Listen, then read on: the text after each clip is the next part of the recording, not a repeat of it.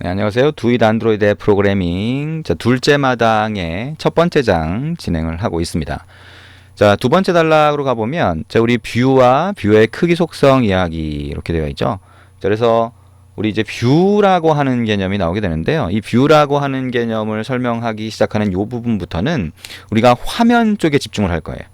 자, 우리가 첫째 장, 둘째 장, 자, 이렇게 셋째 장 이렇게 넘어가게 되는데, 일단은 이 앱이 또는 프로젝트가 어떻게 구성되어 있는지도 우리가 중간에 또 볼 텐데, 그 전에 화면을 어떻게 만드는지, 자, 이걸 먼저 볼 거예요. 그건 얘기한 것처럼 화면에 일단 익숙해져야 자신감이 생기거든요. 자, 그래서 화면에 대한 걸 하려고 그러면 뷰라고 하는 걸 먼저 여러분이 아실 필요가 있습니다. 그리고 뷰의 필수 속성, 이라고 하는 게 크기와 관련된 속성이에요. 그래서 그 크기 속성에 대해서 같이 한번 이해를 해보는 그런 시간을 가져볼 겁니다.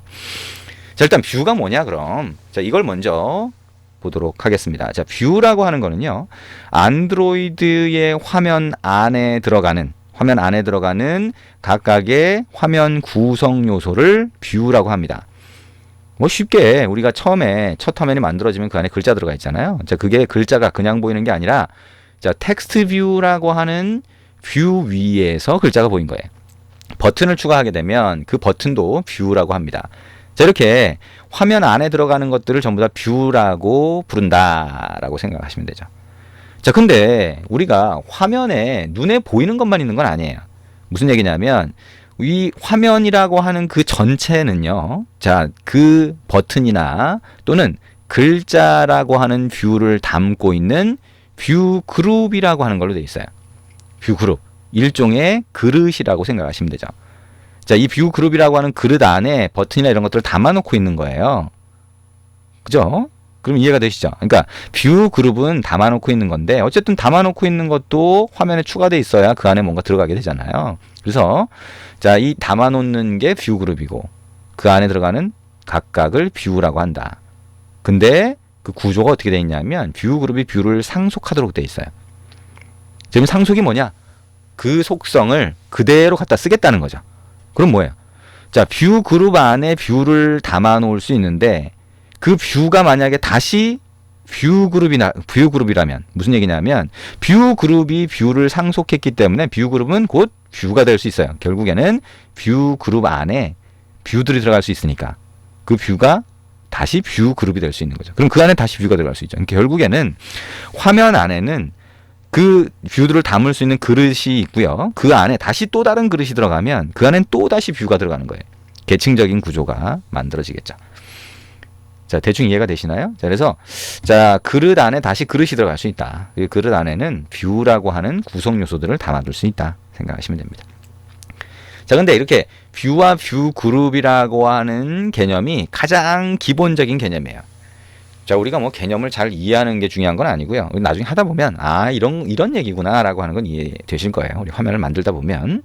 자, 근데 눈에 보이는 것들, 버튼이나 텍스트 뷰 이런 것들, 자, 텍스트가 들어가 있는, 글자가 들어가 있는 텍스트 뷰나 이런 것들을 별도로 위젯이라고 부릅니다. 왜냐면 뷰라고 하는 거 안에는 뷰 그룹도 들어가잖아요. 뷰 그룹도 결국엔 뷰라고 할 수 있으니까. 그래서 명확하게 하기 위해서 눈에 보이는 게 위젯이라고 부르고, 이거는 다른 언어에서 컨트롤이라고 보통 부릅니다. 그리고 자, 이 뷰 그룹이라고 해서 다른 것들을 담아놓는 것들이 있는데, 그 중에 레이아웃이라고 하는 게 있어요. 이 레이아웃은 다른 뷰들을 담아놓는 것뿐만 아니라 그 뷰들을 배치하는 역할도 해요. 예를 들면 이제 나중에 우리가 보겠지만 리니어 레이아웃이라고 하는 게 있는데, 리니어 레이아웃이라고 하는 거는 내가 뷰를 추가하면 알아서 순서대로 쌓아줘요. 블럭처럼, 벽돌 쌓기처럼. 그게 뭐예요? 내가 그냥 추가한 위치에 그냥 걔가 그냥 가만히 있는 게 아니라 그 위치를 이 뷰 그룹이라고 하는 애가 이 그릇처럼 뷰들을 담고 있는 애가 위치도 결정을 막 해주는 거죠. 그죠? 위치를 결정을 해주니까 그런 것들을 레이아웃이라고 한다. 자, 대표적인 게 몇 가지 레이아웃이 있습니다. 자, 개념을 대충 이해하셨죠? 자, 그러면 일단 그 개념을 이해했다면, 자, 레이아웃이라고 하는 게 배치를 해주면서 그 안에 뷰들을 담고 있는 건데요. 이 레이아웃 안에 다시 레이아웃이 들어갈 수 있다는 거 이해가 되실 겁니다. 자, 이해가 안 되면 다시 한번 보세요. 자, 그릇이라고 하는 거 안에 뷰들이 들어갈 수 있는데, 그 뷰 자체가 다시 뷰를 담고 있는 그릇이 될 수 있어요. 그래서 레이아웃 안에 다시 레이아웃이 들어갈 수 있다. 자, 그러면 레이아웃 안에 두 개의 레이아웃이 들어가게 되면 영역을 나눠서 구성하는 역할을 하게 됩니다. 자, 우리가 상속이라고 하는 거 자바의 기초적인 내용이에요. 자, 기초적인 내용인데 혹시나 상속이라고 하는 게 좀 익숙하지 않다라고 하면 자, 우리 소스 코드를 볼 때 자, 우리 소스 코드 어디 있어요? 자동으로 만들어진 자바 소스 코드가 메인 액티비티.자바인데요. 여기 가보면 퍼블릭 클래스 뭐예요? 클래스라는 개념으로 되어 있죠. 자, 자바는 모든 코드가 소스 코드가 클래스 안에 들어가도록 되어 있죠. 그죠? 기본적인 기능을 구성할 때는 클래스 안에서 구성을 하게 되어 있고요. 클래스 안에 메소드나 변수가 들어가게 됩니다. 저걸 이제 멤버라고 부르지만 어쨌든 그렇게 되고요. 이 클래스라고 하는 게 모든 걸 다 새로 만들게 되면 그러면 굉장히 많은 시간과 작업이 들겠죠. 그죠? 시간과 노력이 들어야 됩니다. 그래서 남들이 만들어 놓은 걸 갖다가 그대로 일단 쓰겠다라고 하면 extens라고 해서 상속을 하게 돼요. 그래서 이 뒤에 오는 게 뭐냐? 화면을 나타냅니다. 안드로이드의 화면은 액티비티라고 일단 생각하시면 되는데요. 이 액티비티라고 하는 거의 종류 중에 하나예요. 그래서 이 액티비티를 상속을 하면 이거 자체가 화면이 된다라고 생각하시면 됩니다. 자, 화면이 그래서 자동으로 만들어진 거예요. 그래서 이 메인 액티비티라고 하는 게 앱 컴패드 액티비티라고 하는 걸 상속해서 만들어진 거다. 그 얘기는 화면을 위한 기본 기능이나 이런 것들이 그대로 내가 만들지 않아도 쓸 수 있게 된다라고 생각하시면 됩니다. 자, 그래서 부모 클래스라고 보통 부르죠. 그래서 부모 클래스가 액티비티인 걸 상속을 했고요. 자, 그 다음에 그렇게 되면 나 자신은 this라고 하고 부모는 슈퍼라고 한다. 뭐 기본적인 객체 지향 언어의 내용이죠. 자바의 내용이 됩니다. 자, 그래서 우리가 이제 그 메소드 또는 함수를 정의하고 그 다음에 그 정의한 함수를 호출해서 쓰게 되죠. 자, 그런 내용들. 자, 전부 다 기초적인 내용이 들어가 있고요.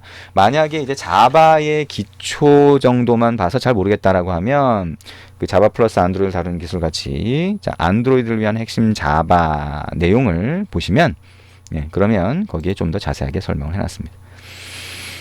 자, 그러면 이제 우리가 화면을 만드는 쪽으로 넘어갈 수 있는데요. 자, 그러니까 눈에 보이는, 사용자 눈에 보이는 화면이 XML 파일로 되어 있어요. 그래서 그 아까 얘기한 것처럼 XML 파일의 구조입니다. 여러분 이제 웹을 혹시 해보셨다면 웹도 이런 형태로 되어 있어요. 그죠? 그래서 태그로 구성되는데 태그는 시작 태그와 끝 태그로 나눠집니다. 그죠? 그리고 시작 태그가 끝나는 부분에 슬래시를 붙이면 끝 태그 없이 그냥 시작 태그와 끝 태그가 같이 있는 형태가 되죠. 그 안에는 속성 이퀄 속성 값으로 되어 있습니다. 그죠? 속성 이퀄 속성 값. 그래서 자, 이걸 띄워서 스페이스 공백을 통해서 여러 개의 속성 값을 넣을 수 있도록 그렇게 되어 있습니다. 자, 그래서 텍스트 뷰라고 하는 이 태그를 보면 자, 글자가 올라갈 수 있는 뷰 또는 위젯을 얘기합니다. 이해가 되시죠? 제가 지금 얘기하는 거. 뷰라고 하는 거는 자, 화면에 보이는 모든 걸 뷰라고 하는 거고요. 텍스트 뷰는 특히나 눈에 보이는 그런 거니까 위젯이라고 부를 수 있고요.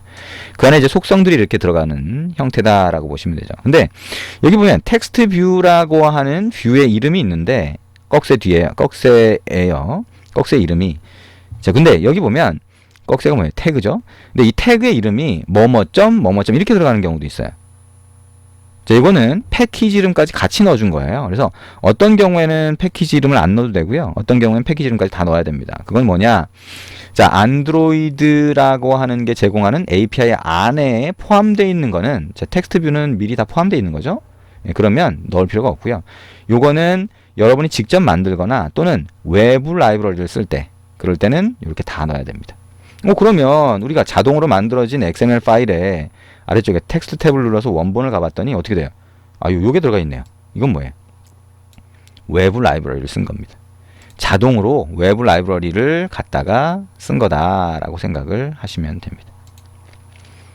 자, 그래서 기본으로 안드로이드 스튜디오에서 제공하는 것 중에 외부 라이브러리 형태로 빼놓은 게 있어요. 그게 이제 여러분이 그 별도로 설치하지 않아도 그게 들어가 있는 거죠. 자, 그래서 이렇게 XML 레이아웃이 들어가 있다. 근데 이 안에 보면요. 자, 여기에 그 XML 액티비티 main.xml을 열어서 보면 디자인 탭이 있는데 자, 이 디자인 탭의 오른쪽을 보면 오른쪽을 보면 속성이 있다 그랬죠. 그죠? 자, 여기에 버튼을 선택하고 오른쪽을 보면 이렇게 속성이 있는데 이 속성 중에서 필수 속성이 있어요. 그게 뭐냐? 여기 있는 레이아웃 위드스와 레이아웃 하이트가 됩니다. 이게 필수 속성이에요. 그래서 텍스트 탭을 눌러서 자, 원본 XML을 보게 되면 자, 요것도 가장 바깥쪽에 있는 태그죠. 이걸 이제 최상위 레이아웃이라고 하는데 최상위 레이아웃에도 보면 레이아웃 위드스와 레이아웃 하이트가 있죠. 근데 그 앞에 보니까 안드로이드 땡땡이 붙어 있어요. 요거는 아까 얘기한 것과 비슷합니다. 안드로이드 API 기본으로 들어가 있는 속성을 쓰겠다라고 했을 때 안드로이드 땡땡을 붙여줘요. 자, 그 다음에 그 안에 버튼이라고 하는 태그가 있는데 이 버튼 태그 안에도 어떻게 돼요? 레이아웃 위드스와 레이아웃 하이트가 있죠. 자, 이게 빠지면 어떻게 돼요? 자, 이거 빼볼까요? 이렇게 빼보죠. 어떻게 돼요? 빨간 줄이 보이면서 에러 표시가 뜹니다. 자, 갖다 대면 반드시 있어야 됩니다 라고 나오는 거죠. 자, 컨트롤 G를 눌러서 원래대로 한번 바꿔보겠습니다.